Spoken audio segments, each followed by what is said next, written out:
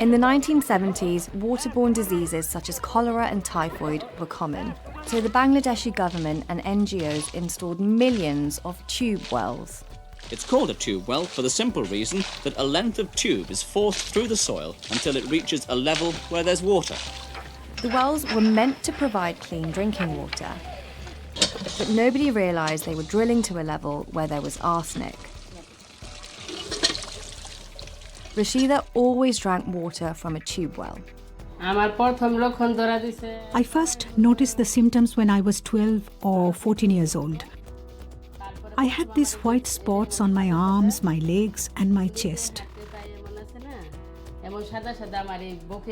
It was many years before doctors realised the cause was arsenic.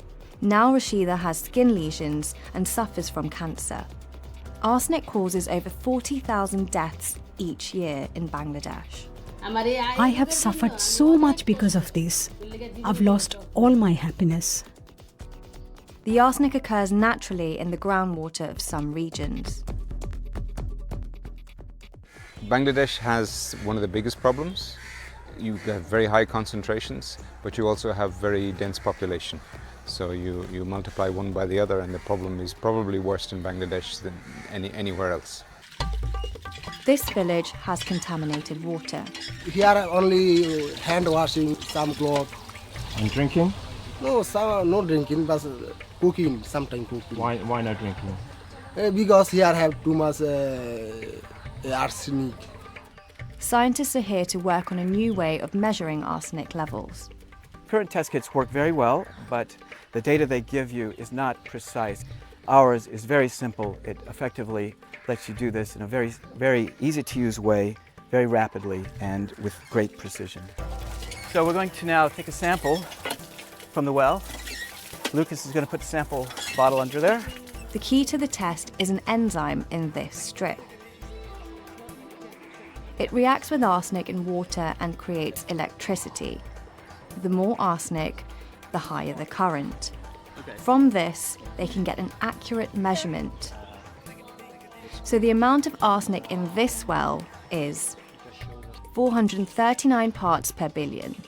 The safe level is 10 parts per billion.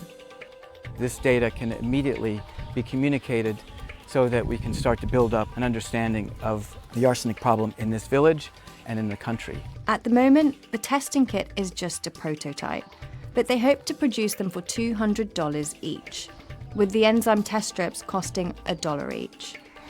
Hello. The people who could use them are aid agencies such as UNICEF. I think there's great potential for this kind of technology. It's obviously in its development phase, but if it can work, it would be very, very useful. Once you know where the problem is, you can start to provide clean water. The simplest way to do this is dig a deeper well, usually more than 200 meters down. For millions of people, it may be too late, but new tests could bring hope to the next generation.